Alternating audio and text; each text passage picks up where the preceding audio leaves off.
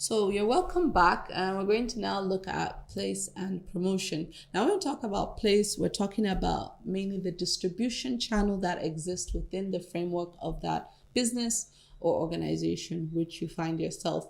And for any business or organization, there's usually a distribution system that exists towards trying to get the products across from of course the producer down to the final consumer. And of course we know the typical channels that existed. You would have the manufacturer.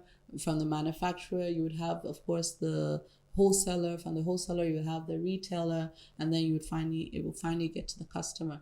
But nowadays we can see how the dynamics of technology and of course just the evolution of marketing in itself, how that has changed, how that is done. We can see nowadays we have the direct marketing whereby companies just sell directly to the final consumer. Example of Amazon is a good example of that.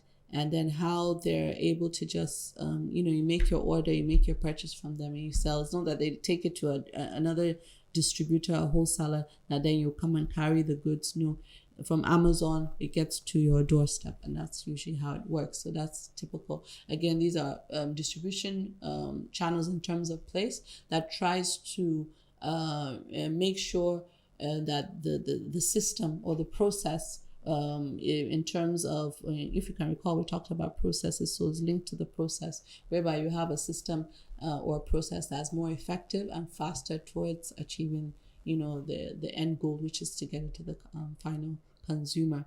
But then again, with the distribution channel, again, it's all focused on the target market. It depends on who your target market is. That will determine the best distribution strategy that one needs to apply towards getting it to the final consumer. Some particular industries or products work best having that flow from the manufacturer to the wholesaler to the retailer down to the consumer. But then there's some products like especially like, for example, automobiles, that tends to work better if it's a direct sale, or even if it's shorter, maybe from the manufacturer to the from the producer to the from the manufacturer to the distributor. That's the wholesaler. And once you take it to the wholesaler, then the customer buys directly from there, and it doesn't go down or trickle down to the retailer. And again, the whole point for some businesses is to cut cost because of this. But as I said, nowadays a lot of organizations, they just do direct selling, knowing that they can just directly have access to their customers, so that no middleman, what we call the middlemen, have an influence on how their products are portrayed or how they're sold. And so having that control becomes important to them. Another aspect of that, just linking it again to the processes or even physical evidence, is that some organizations understanding that what they do is that what we call forward integration. They extend their services. Instead of just producing the car, they now have the actual distribution channels themselves that becomes part and parcel of their company. And then that way they're able to make the distribution themselves, and they tend to then have control over their image. They have control over how the products are sold, how much the products are sold. Because remember, if you cut down the middleman, you also reduce the price of the final price of the product that's going to be sold. Because if it goes to the wholesaler and retailer, the price gets higher, and that helps to control that. So there's so many advantages of trying to then cut off the middleman as best as possible from a business perspective in terms of that. But sometimes for some products, it is a necessity that middleman needs to be there.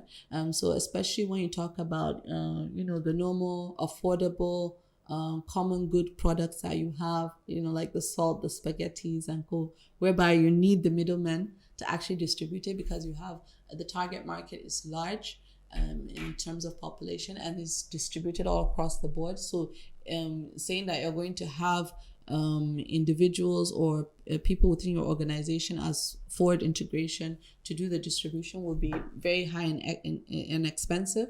So with that, it is easier for you to then distribute it to the middlemen. So just depending on your industry, the product you're trying to sell, who your target market is, will then determine what type of distribution channels you will actually adapt to get the best, by making sure you consider the cost implication of that, if you're actually saving money, or is it actually high in cost, and then again how it gets to the final consumer, meaning that at the end of the day the outcome for the customers and the experience that they get from the channels of distribution, which will then also have a reflection on the image of your company. So looking at all that, looking at the cost and benefits and everything, you're able to then finally decide what type of distribution channel you're going to adapt. Then we have the promotion. Now the promotion, how can we promote our products to create an impact, differentiate from competitors, and further brand image? And for any organization, promotion is one of the key main elements, not because of anything, because you could decide on a product that's wonderful and exciting and lovely and qualitative, and of course you'd have a good price, you'd put together a distribution channel, but if nobody knows about your product, if you have not communicated it effectively and to the right target market, then basically it's until people actually taste your product that they can then know about your product, and it's only through promotion that you can actually achieve that. So what kind of communication strategy, what kind of promotional strategy are you going to put in place that speaks to your target market, that is able to entice them and bring them to your product? And that's what you're looking for. So again, when you talk about promotional strategies, you have different types of promotional strategies. We have advertising, we have billboards, the typical traditional ones. We have newspapers, but then you also have, of course, the more revolutionary ones like digital marketing, in line with digital marketing. So you have, of course, the social media on all the handles. We know that's a big game changer for a lot of people. You have, of course, sales marketing. There's direct sales, as I mentioned before.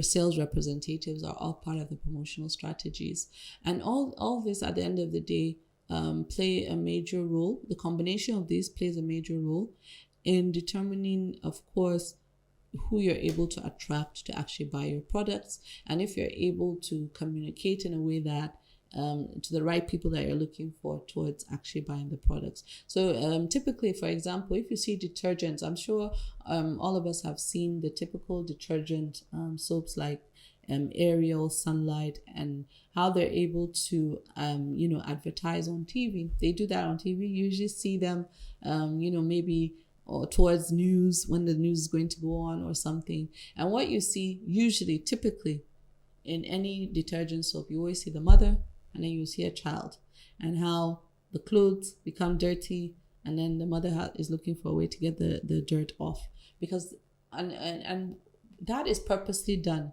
Why is it that is typically what you see when it comes to detergents? I'm not saying you wouldn't see anything else, but that's the typical story. Now, there's a reason why that's the typical story, is because detergents are usually focused on a particular market segment or target market, which is the mothers. And knowing the mothers are the ones in control of which detergents are bought in the house, knowing that the mothers, and then trying to strike a chord in the mothers' hearts in terms of what disturbs them when it comes to these detergents, is a detergent that will bring out the dirt and the soil from my son or my daughter's shirt. And that's what mothers are looking for. They're looking for the detergent that will do that magic for them. So knowing that most detergent brands, they tend to focus on that, understanding that that is what will strike the chord, that is what will show them the benefit of that product to the mother. And hopefully, because the mother is the primary individual that will buy the product, they know that that's the person they need to target to get their product on the shelf. So that's why they tend to focus on that. So again, promotional strategy, focus on the target market. You're able to then know who you need to, or who you're trying to cater to, the channels of promotional strategy they're going to use, mean the channels of actually communicating that. So do I need to use the social media? Will that work better? Or do I need to use the TV that's doing the TV advertisements? Or do I need to use radio?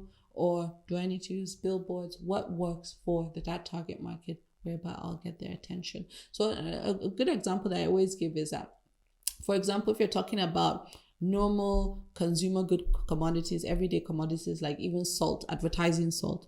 For salt, let me tell you, salt is for everybody because everybody takes salt. So in terms of that, even if someone's going to advertise salt, and understanding that it works for low income earners to middle income earners to, of course, the top, understanding that you could decide to even use radio as part of your communication strategy, because you know that you're going to get across to different individuals or the target market that you're looking for, which are the low income earners, and knowing that a lot of them, in terms of the population, have radios, and understanding that getting a jingle in another language or different languages will work towards trying to communicate your brand across the board. And these are the kind of things that businesses have to consider when doing that.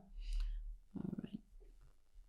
So with that, we're going to go on to the next topic, which is process and people.